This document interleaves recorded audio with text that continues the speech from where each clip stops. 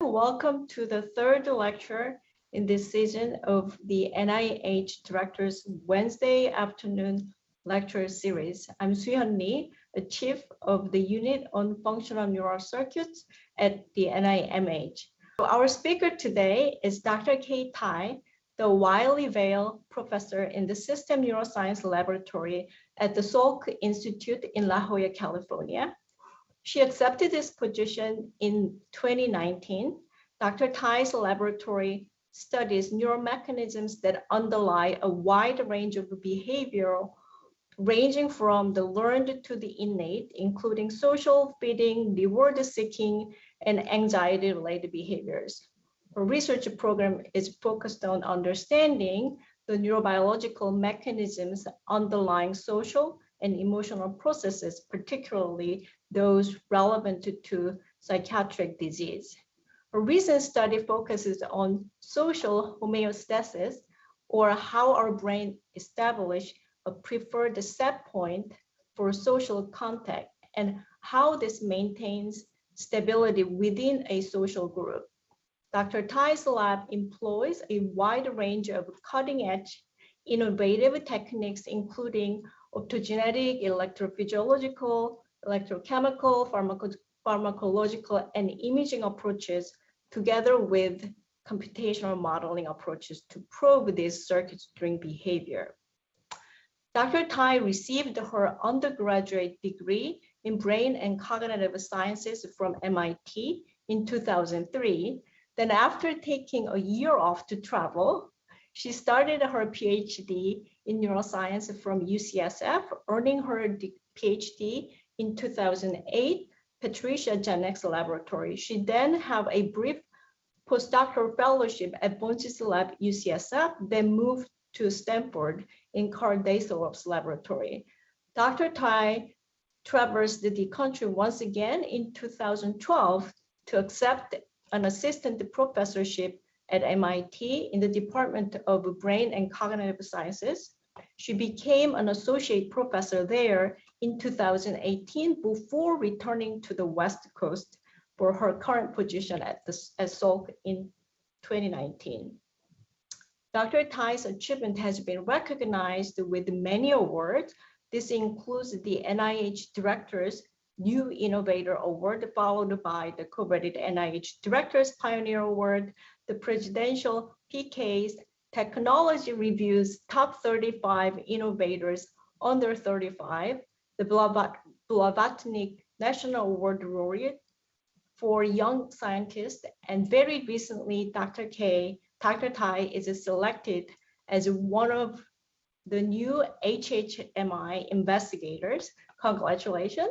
And I also want to emphasize that Dr. Tai has been a strong advocate for diversity and women in science. Dr. Tai has served on many important panels and committees with a focus on diversity, including Celebration of a Women in Neuroscience panel for the Society for Neuroscience and Science Club for Girls, and the Women in Life Science groups.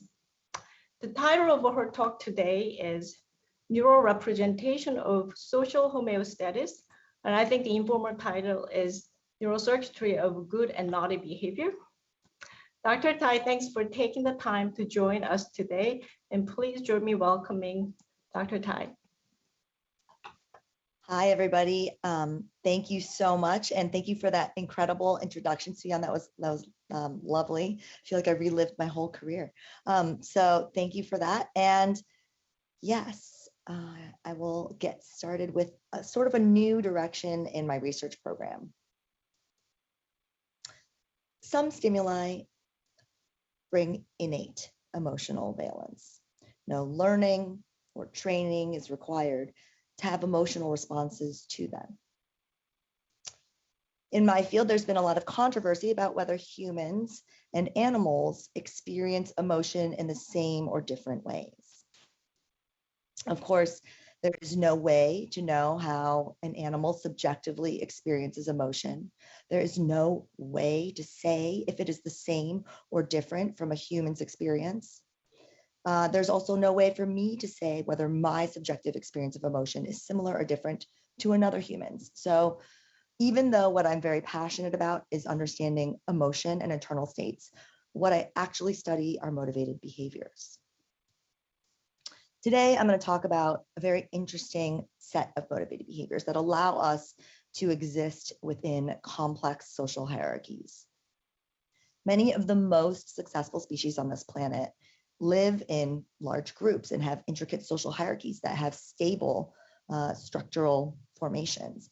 And so the questions that I'm really interested in that all tie back to the central big question of how do we even have a representation of social homeostasis, and how do we process that? What are the computations and the algorithmic components of this problem, and how does the brain solve it? So sub-questions that are all linked to social homeostasis include: how does an individual know its social rank within a group? How do individuals within a group know what to do when there are changes in the environment or in internal composition? How does the group maintain its structure? And then, of course, how do we respond to changes in our social environment, both when they are under our control and especially when they are not? I don't need to tell everyone here that 2019 was very different from the experience that we had in 2020. In 2020, we witnessed a spike in murders, mass shootings, and violent crimes, increase in anxiety and depression screens. 70% of internet and anxiety and depression screens cited social isolation as a primary cause. We know that social isolation and even just perceived loneliness correlates with shortened lifespan, mood disorders, cancer, increased mortality and morbidity, heart disease, inflammation, but we do not know how. And so there is an urgent need to understand the neuroadaptations and the physiological consequences precipitated by social isolation, now more than ever. So this is something that we began studying a long time ago, before anybody cared about social isolation, and it was actually difficult to get the work published, but I'll start at the very beginning. So first, before I talk about social homeostasis any longer, first, I just want to make sure we're all on the same page for homeostasis. What does it mean to have a homeostatic system? This just comes from the Greek words from same and steady, and refers to processes that organisms use to maintain stable conditions necessary for survival or for optimizing for survival. Examples that you may be more familiar with that have been already elegantly investigated in neuroscience include energy balance, thermoregulation, osmoregulation. And in every homeostatic system, you're going to have similar components, specifically a detector, some sort of way to detect the change of whatever we're measuring. Then the detector will feed this information forward to a control center that will compare whatever is detected with a set point. Then this will be fed forward to an effector system. So if I use the example of thermoregulation, my body can detect, with thermoreceptors, external temperature, and then feed that into my control center. And maybe it says, okay, we are too warm. We're 101 degrees. And, we're going to compare this to our set point. We've got a surplus. We need to activate our effector systems, which might be muscles to move into the shade or glands to begin perspiring, each of which will interact with the local environment and correct the change, sending back to the detector system, which will send forward to the control center. If there's no deficit or difference between the set point and the detected input, then the homeostat shuts off. So now that I've told you about homeostatic systems in general, why do I even think that there is such a thing as social homeostasis? I mean, we don't need social contact to survive, at least certainly not with the same time scales or immediacy that the other homeostatic systems I just showed you require of us. But the first clue, the first, insight that brought us to think that there could be a social homeostatic system was identified by Jillian Matthews, a former postdoc in my lab. And Jillian started this work actually long ago, even in her PhD in her PhD with Mark Unglis. And what we found was that, and it was supposed to be a completely different study. So if you have questions about this, I'm happy to take them. This was not supposed to be a social isolation study. It was a control group that looked different. And then Jillian dug and basically found that dorsal raphe nucleus dopamine neurons show an increase in synaptic strength following just 24 hours of social isolation in a male mouse. And this is these neurons are different from VTA dopamine neurons. And yes, the dorsal raphe nucleus is the home of serotonin neurons, but there are about 20-25% dopamine neurons that are nestled in there. We also found that after 24 hours of social isolation, presentation with a social target increased the activation of these neurons. We also wanted to know what happens if we activated these neurons. We found that photostimulation of dorsal raphe nucleus dopamine neurons both increased sociability, making a pro-social effect, increasing the motivation to seek social contact, but also increased place avoidance and conditioned place aversion, which initially was a little bit confusing to us. So we also found that if we silenced these neurons, photoinhibited them, we didn't see anything when they were group housed, but after isolation, we were able to block the isolation-induced rebound of social interaction that we would normally see with silencing of these neurons. Okay, so initially I said this was confusing because, you know, dopamine neurons in the VTA, if you stimulate those, you'll get a pro-social response, and it's also very positively reinforcing.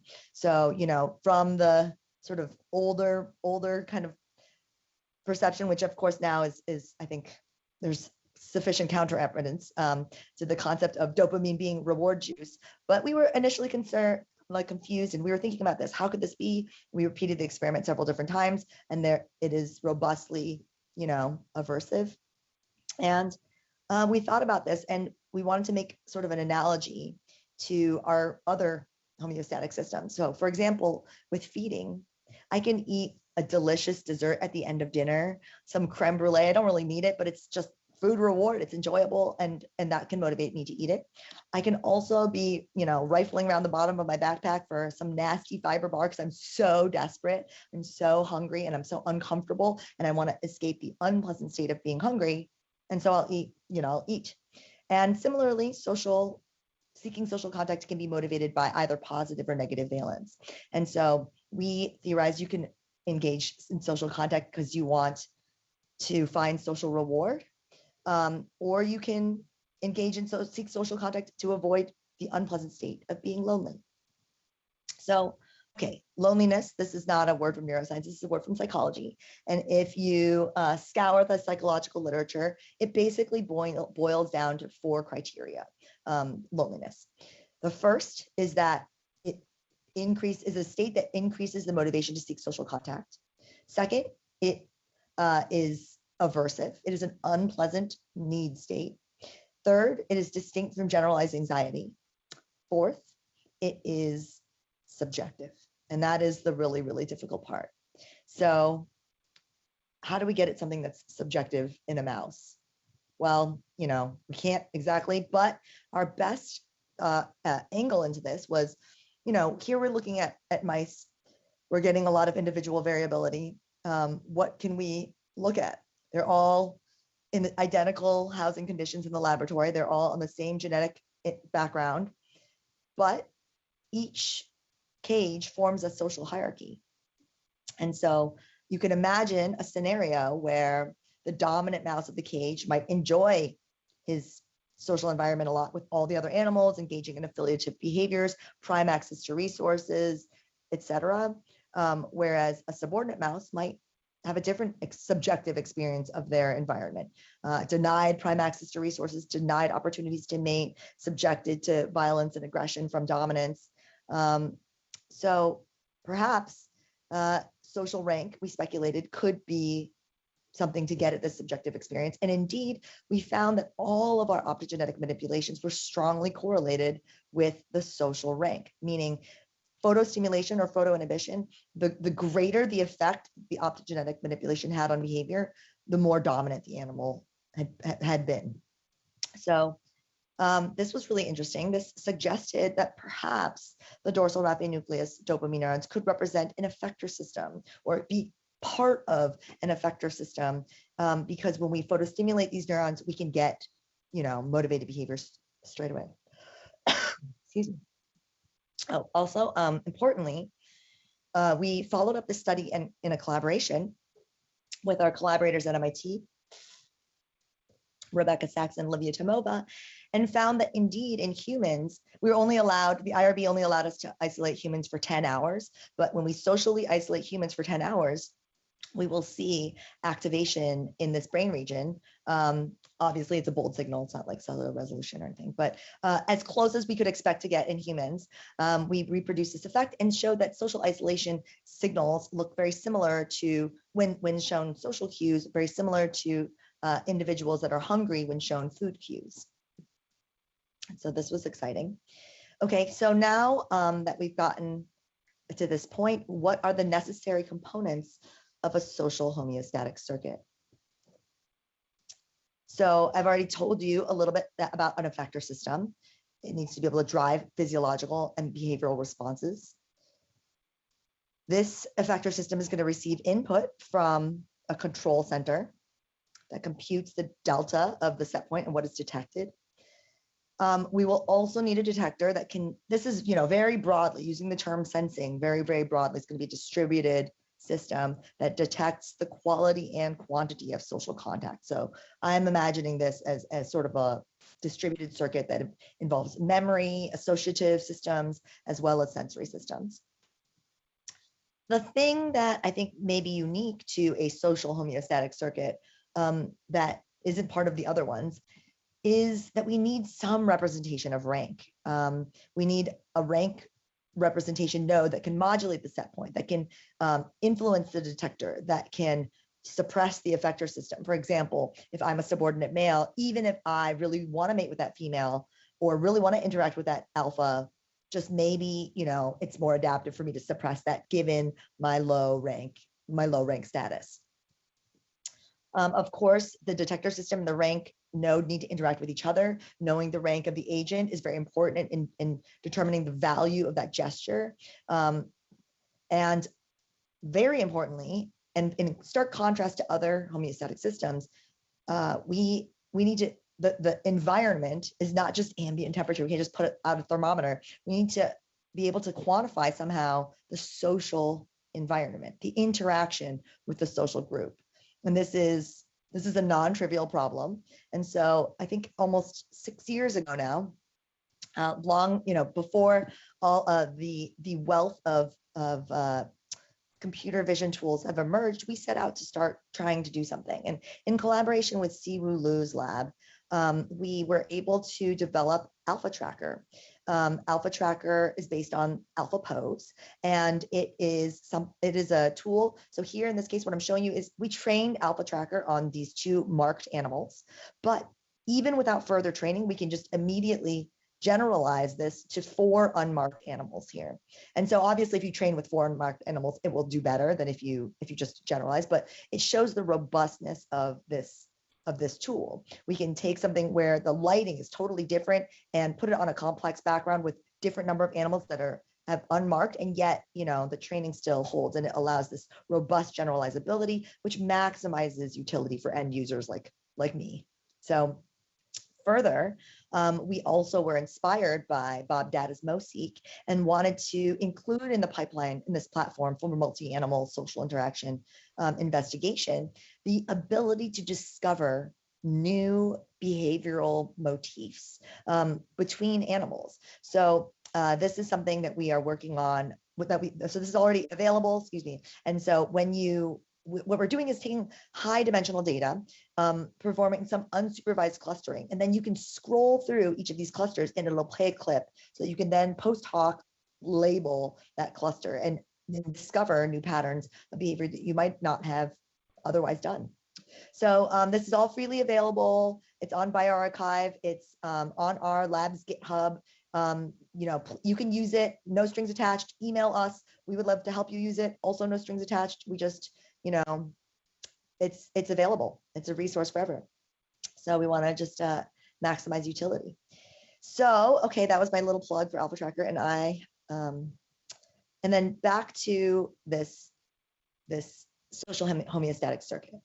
So getting to each of these points, I want to say a little bit more about each node. So I've already told you that we've identified what could be a potential effector system, the dorsal raphe nucleus dopamine neurons. And so if they are the effector system, what downstream systems would they be utilizing? So we looked at projections coming out of dorsal raphe nucleus dopamine neurons that go to a bunch of different regions of the amygdala and extended amygdala, including the basolateral amygdala, posterior portion, central amygdala, and the BNST. And what we found was that each of these downstream projections had unique contributions to the constellation of features that might comprise a loneliness-like state. For example, the projection of these DRN dopamine neurons to the basolateral posterior mediated place avoidance. And this occurred, and this was specific to this projection. However, the dorsal raphe nucleus projection to the central amygdala seems to drive sociability, and it does so in a social rank dependent manner. And neither of the other projections do. So next, to kind of get a sense of what's going on in the central amygdala, if this projection seems important and specifically, sufficient to drive social behavior or increased motivation to seek social contact, then we wanted to know what's actually going on. So to be able to look at this, we simultaneously imaged cellular resolution activity in the central amygdala while photostimulating dorsal raphe nucleus dopamine terminals in the central amygdala with a red-shifted opsin. This approach has been validated a couple of years ago, and this experiment was done by Christopher Lee, a graduate student in my lab. And what Chris did was to use a social approach task where the animals explored this area, and whenever they entered the social zone, 50% of the time we would photostimulate DRN dopamine neurons with 8 pulses at 30 hertz every second. So little bursts of photostimulation. And when they entered the non-social zone, no light. So we're getting data out of this that looks like this, each of the individual neurons and each of these different trial types. So one thing, this is very, very preliminary, but one thing that we noticed that was interesting was that there were, when we performed, we performed hierarchical agglomerative clustering on each neuron's response to all of these events. So we are clustering everything together, and what we found is that there are some neurons that are selectively responsive when the light is off. A different subset of neurons that appear to be non-overlapping respond when the light is on. And so this, suggests, this is something we're very intrigued by, and this suggests that potentially there are distinct ensembles of neurons that represent social information when we are lonely and when we are not, given that DRN dopamine neurons photostimulation is sufficient to mimic a loneliness-like state. Okay, so now we're getting, got a little bit of progress on figuring out this effector system. But what about the control center? What are possible shortlist candidates for this control center? We could get a short list of candidate regions that could be upstream of this effector system, which just this discovery of these DRN dopamine neurons really was so exciting because it provided this first entry point. Now we have a place to start. We can just trace backwards and then, work from there. So in collaboration with Ian Wickersham at MIT, we did some monosynaptic rabies tracing and looked upstream, and you'll see a few different targets. One of them that caught our eye are the lateral hypothalamus and the paraventricular nucleus of the hypothalamus. First, because my former graduate student, my very first graduate student, Edward Nye, who is now a postdoc with David Tank and is currently on the job market. Edward found in his thesis work with me that lateral hypothalamic neurons projecting to other dopamine neurons could potently drive social behavior, causing hyper-investigation. And paraventricular nucleus of the hypothalamus is, of course, the home of oxytocin neurons, and this is another prime target. So we wanted to look at these possibilities. Oh, I should also say that the lateral hypothalamus is known to be a control center for food, for energy balance homeostasis. So it at least has the components necessary to do this. So next I want to say, okay, what about the detector? How do we even get that information into the control center, right? So, this node, again, I think this is a multifaceted process, the detection process. And Stephen Aza Alsop, now at Yale, running his independent program, his thesis work with me showed that anterior cingulate cortex and basolateral amygdala circuitry are critically involved in detection. Sorry. Okay. And then I'm having trouble with my Okay, here we go. So first I'm going to show you just an example of this task that AZA performed. And so here it's an observational learning task where one animal is the observer, the other animal is the demonstrator. And I'm going to show you, it'll be obvious in the movie because the demonstrator is on the shock grid and the observer is on this solid floor, so incapable of receiving shocks.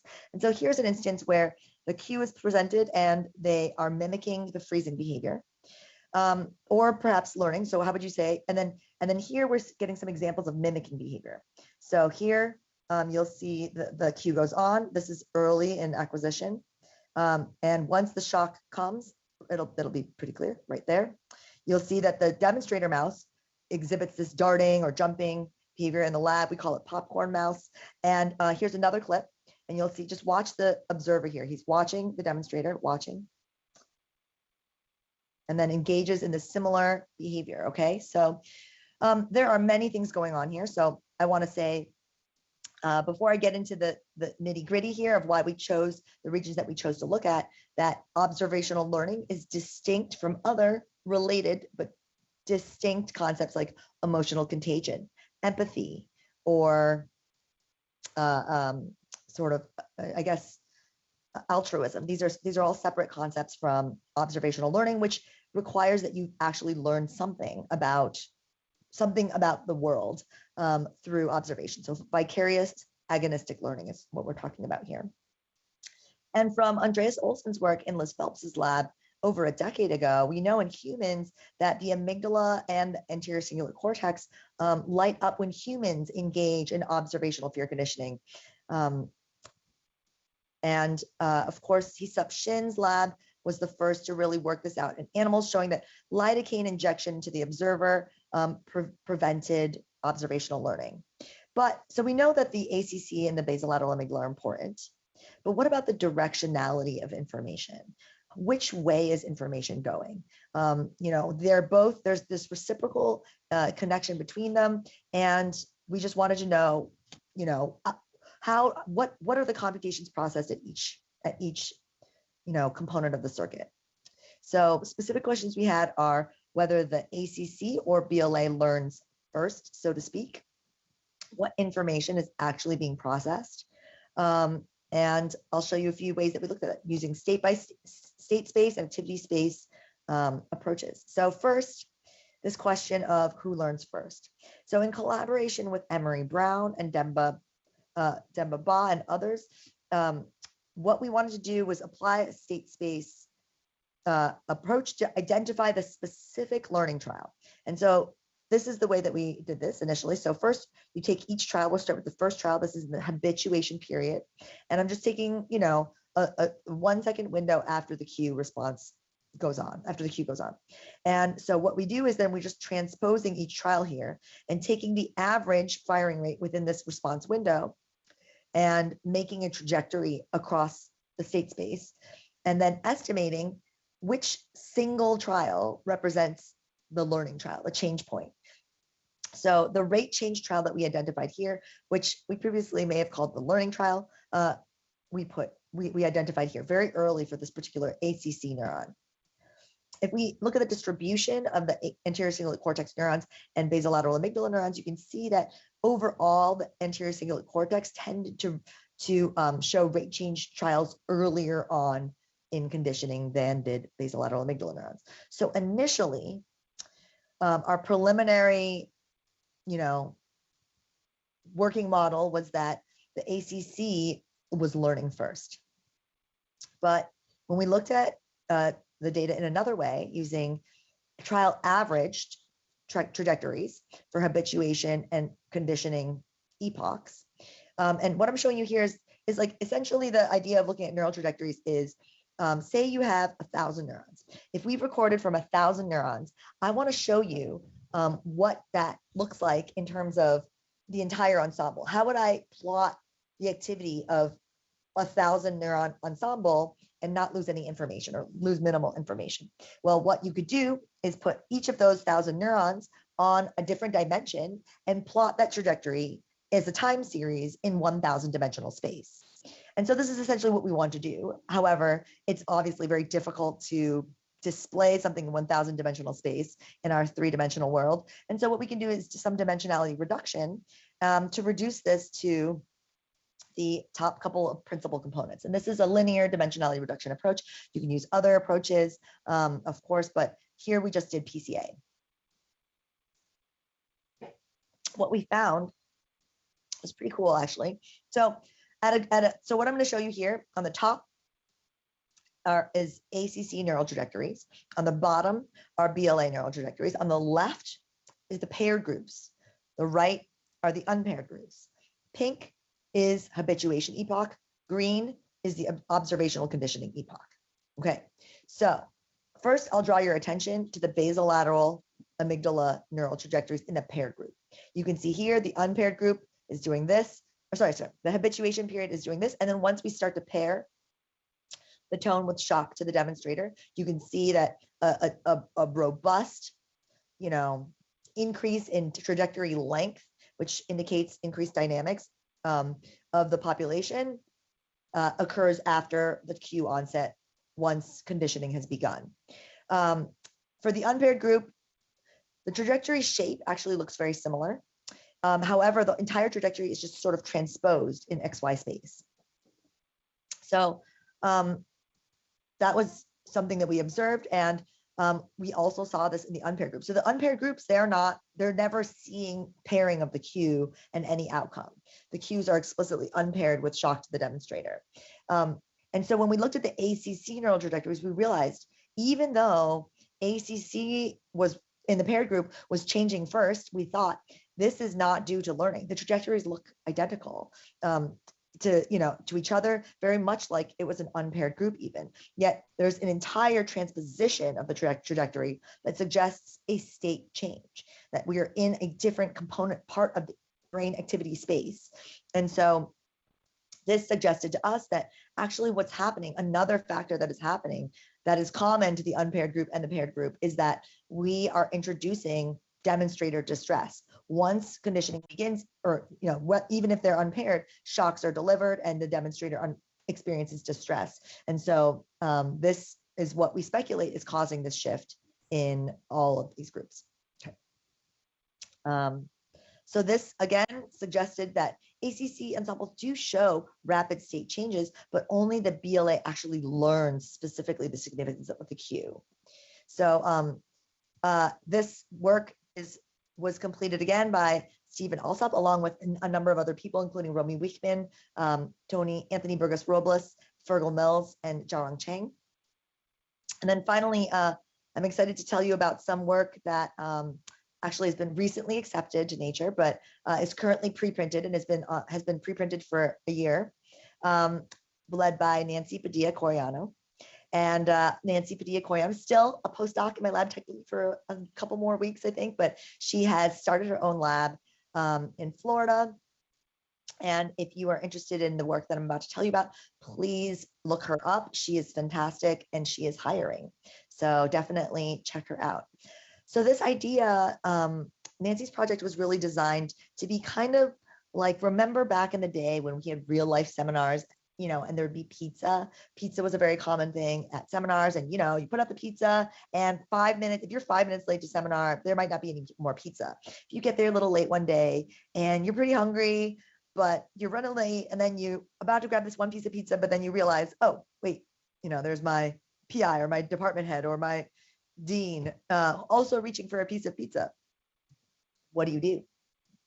Herein lies the premise of the reward competition task. So the way this task works is that first we take a cage of animals and know what their ranks are using the tube test, which is sort of the gold standard of establishing ranks. But the problem with the tube test is that it's not like, it's kind of rife with sensory motor confounds is the best way I can put it. There's not a trial structure, and it's hard to know, when you see a neural signal, when there's so many different confounding variables, how to interpret it with statistical rigor. So we wanted to use this as a validating assay, but it doesn't really work it's not really optimized for electrophysiological investigation. So, okay, then after we know the ranks of the animals, we train them all on a super simple Pavlovian conditioned approach test. Q predicts reward delivery, and it's a, chocolate ensure reward. This is just to say animals of all ranks can learn the task equally well. They'll get more rewards and do it faster. After animals have learned the task, then we do a round robin where every animal in the cage dukes it out with every other animal. So 1 battles 2, 1 battles 3, 1 battles 4, 2 battles 3, 3 battles 4, So, and what we found is that when we looked at relative dominance and relative subordinates in all the pairings, we found that yes, indeed, this task is valid in terms of dominance earning more rewards, occupying the support more, having greater pushing success, and being displaced less. But importantly, subordinates are still winning some of the time too, which is very important for us to, get all the data that we need to make the comparisons that we want to make. Oh, and of course, yet another sort of technological hurdle that we had to overcome was to perform sort of, high throughput cellular resolution recordings in a wireless manner while also identifying specific cell types. So this took a long time, but Nancy working with Javier Weddington now at Stanford and Mackenzie Paterino now at the University of Washington, basically after many iterations piloted this out and got it working. This is sort of an older version of the wireless EFIS, and this is in collaboration with Spike Gadgets. Matthias Carlson has been helping us to develop this hardware, or I should say develop the hardware for us. So importantly, where do we look? For many reasons, we wanted to start looking at the medial prefrontal cortex. Of course, the medial prefrontal cortex does many different things, many higher cognitive functions, and engages in mixed selectivity. But the key things that were for us was that the medial prefrontal cortex activity correlates with social rank learning in humans and can change social rank in mice. If you're interested in our take on the highly functional medial prefrontal cortex and ideas about how we could get at a circuit level mechanistic understanding of mixed selectivity, check out this book chapter led by Austin Coley, a postdoc in my lab. So, okay, what are these neural ensembles actually doing? So again, we're recording a lot of neurons, and I'm doing the same thing that I told you about before. We're combining the activity of almost 1,000, I think it's 998 neurons, 1,000 neurons, and performing principal component analysis to reduce dimensionality, and then plot the trajectories of these ensemble dynamics, based on each trial type. So what I'm going to show you on the left is just an example trial, but on the right, I'm going to show you averaged trials, averaged across individuals and sessions. So basically, I'm going to show you 4 trial types. Each of these circles that are on this little animation right now represent the origin, which is the baseline. The open circles indicate subordinates. The filled circles indicate dominance. Blues are wins and reds are losses. And yes, we have done all the trial matching to account for differences in dominant and subordinate numbers of wins and losses. Okay, so what I'm going to show you now is the trajectories going along with this trial. And then when the tone comes on, you can see that these trials really shoot forward, okay? And that light over here is just to indicate that the tone came on. One thing that we thought was really interesting is that if you look at these different trajectories, one thing that struck me is that they don't start in the same place. If you have a Pavlovian task where the animal doesn't know really what cue is going to come on. Oftentimes, once the cue comes on, you can see this, there's some congruent trajectory, and then there's a divergence as the animal sort of differentiates between the two cues. that's not what we see here. We see 4 different quadrants occupied. And this was really interesting to us.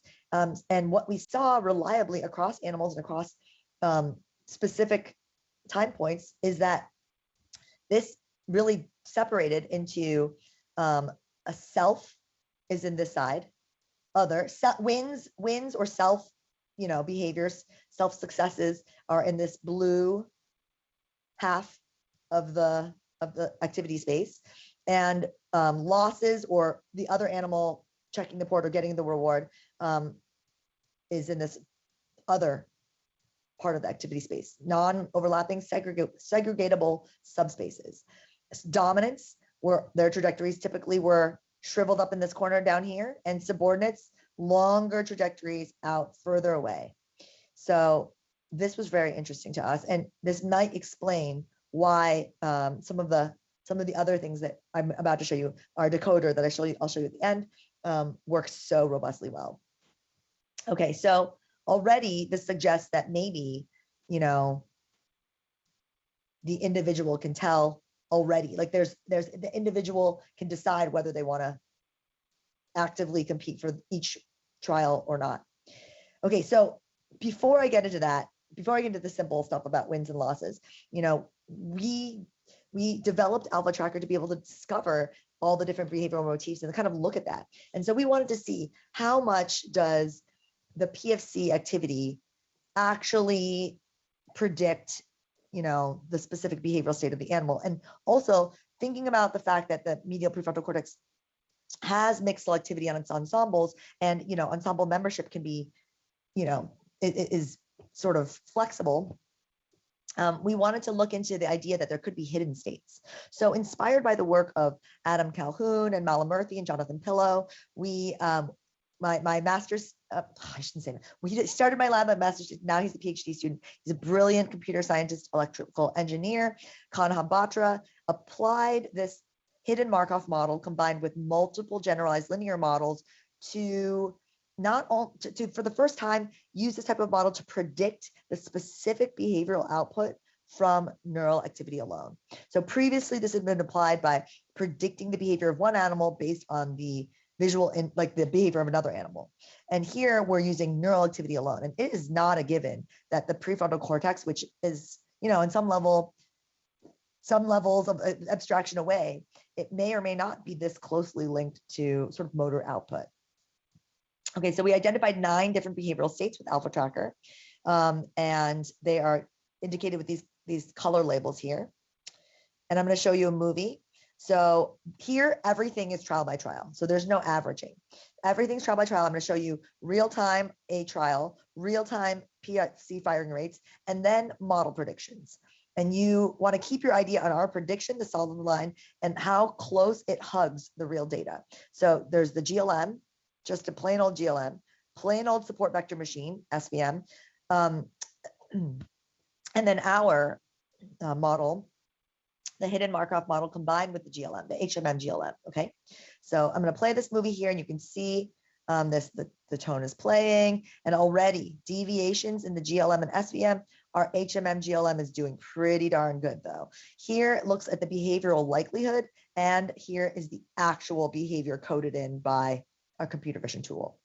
And so what we found, and this is just taking some other example data, but what we found is that a 6-state HMM GLM model worked best, and that our model completely, so chance is here at 0.5. This is chance, and SVM GLM, our HMM GLM blew everything else out of the water. And this was super exciting because this gives us insight into suggesting how computations might be performed in the medial prefrontal cortex.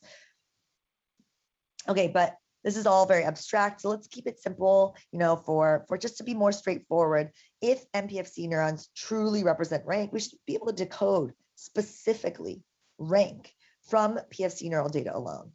When is rank encoded? During competition or all the time? And so we used a simple support vector machine, just a supervised, we train it. We have some data that we trained it on, and then we tested on a different set. We used 10-fold cross validation. We also did leave one out. We did a bunch of different controls. It doesn't really change the overall conclusion. But what I'll show you here is that I'm showing you wins and losses. 0 indicates the cue onset. And in both cases, you can see that 5 seconds prior to the cue, in fact, 30 seconds prior to the cue, you can already significantly decode not only relative rank, but also who is going to win and lose the very next trial. And so I thought this was very interesting that 30 seconds before the trial has even begun, you can already predict above chance who's going to win. And this was really interesting. This was like a cellular resolution basis of a winning mindset, so to speak. Relative rank was a little bit more, less surprising because social rank is on a different time scale. You're going to maintain your same social rank across many trials, across multiple wins and losses, whereas wins and losses is a different time scale, and there's going to be a lot of variability. A subordinate will win some of the trials in every session. So this was really exciting. Next, we wanted to think about, I'm skipping the part just for the interest of time. How am I doing on time right now? I'm skipping the methods part for photo tagging, but once we identified PFC-LH and PFC-BLA neurons, we could basically pull out different subsets from our classifier and ask which of them were most important in the classifier's performance. So the classifier performance really performs really well, above 90% accuracy when using all MPFC neurons. But if we remove PFC-BLA neurons, it does fine. If you remove PFC-LH neurons, we get a significant reduction in the performance, suggesting that maybe PFC-LH neurons could play a more important role. So we performed the optogenetic manipulations and photostimulated MPFC-LH projections and found that indeed photostimulation of this promotes dominance. We get more occupation of the port and less time being displaced. So, and importantly, photostimulation of these cells did not alter locomotion, anxiety, or effort. Effort is measured by an effort-based T maze. Okay, so I'm coming into the final bit here of the talk, and I just want to wrap up and leave you with one sort of conceptual thought. So here we're just at the very beginning. This is a super skeletal, mock-up of what I think could be comprising a social homeostatic circuit. This is what we've got so far, but it is the tip of the iceberg. And one thing that I've been thinking about a lot this year, as I'm sure some of you may also be, is that why is it that with acute social isolation, when individuals are reintroduced to their social group, there's a robust rebound of social interaction, more affiliative interaction, more pro-social, this rebound. But after chronic social isolation, individuals reintroduced to their social group will show avoidant behavior, aggressive, territorial, just overall antisocial behavior. And so this is very interesting. How is it possible that the same manipulation, social isolation, and the same stimulus, reintroduction to the social group, can yield opposite valences at different time scales? So we have a model, and this model has been published this year by Christopher Lee, along with Alon Chen and myself. Here on the y-axis, we're looking at quality and quantity of social contact, and a homeostatic set point is here. So if you undergo social isolation, your effector system will be activated. Maybe you'll seek more social contact. Then you'll have more social contact, and homeostasis may well be maintained. However, sometimes you have chronic social isolation. You have social isolation, your effector system is activated. You are expending effort, expending time and energy to seek social contact. And animals will do this for some time. But if there is no social contact to be found at some point, individuals will stop exerting this behavioral output, which is at the point where I hypothesize that there is a set point adaptation. This seeking behavior sort of ceases, and then what I hypothesize is that the set point gets brought down to the detected, baseline, and this becomes your new normal. After which, your new normal, if you are now reintroduced to your social group, your previous optimum would now feel like a surplus, which could explain why there is this phenomenological switch of valence. Okay, I'm out of time. So I want to leave you with a thought and just thinking about, how integral all of these processes are in our everyday lives, and how little we actually know about the neural mechanisms of social homeostasis in acute or chronic isolation with all these different dynamics, and how the homeostatic circuit functions is super important and something that we're excited to work on for a long time. So with that, I will thank my current lab members. I tried to point out the individuals who've contributed heavily, all my former lab members, collaborators, and those who've provided reagents to us, and our funding sources, and you for your attention. Thank you. Thank you. Thank you for very compelling and I will say very timely talk. Really appreciate it. So before we go on to the question, I'll just repeat the CME code, which is 37916. The CME code for this lecture is 37916. So while we're waiting for the other question, I'm going to take advantage of being a moderator or hosting you. So I have actually really multiple level of the question, but let's start with something very like a high level or abstract question. So the homeostasis is great, and I really like the concept of this, the social homeostasis. But it's not always static. It's resetting it, and whether in animal or the primate or non-human primate or the rodent, we see that sometimes there is a disturbance, it changes.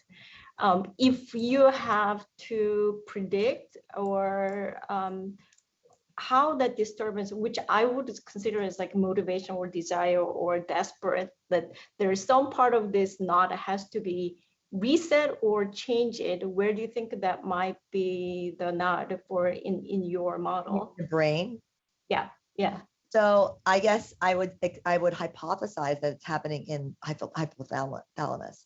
I mean, we don't know for sure. That's definitely now like going to be a sort of prime target for us to investigate, given what we found from the PFC to the LH. So, LH is definitely something that we're going to look at next. Also PVN, the paraventricular nucleus of the hypothalamus. So I think that's where that is heading.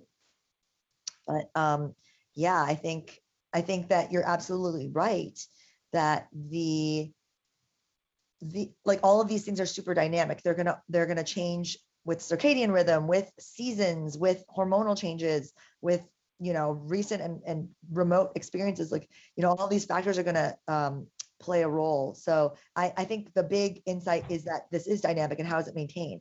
I think the sort of biggest open question is that we know social isolation has all these negative health consequences, but we don't know what causes it. So is it the effector activation? Is it the the homeostatic set point adaptation? Is it the reintroduction to the social group that's like now out of range? We don't really actually know which component of this process is triggering the negative health consequences, and obviously knowing that is kind of quintessential to developing any potential interventions. The other thing, but it's also related to the question, that it is fascinating that how early you can predict the behavior in this debate, or who's going to take the food.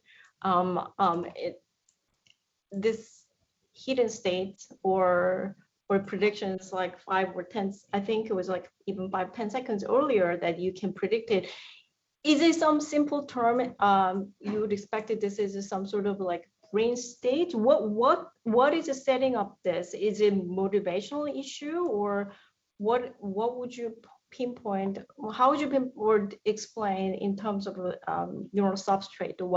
What is? So I will speculate based on all the data that we've looked at. So when we look at if we separate those, like the the win-loss decoder accuracy for dominants and subordinates, the dominants, they're just high the whole time. It's just whatever the dominant feels like doing is what's going to happen, kind of.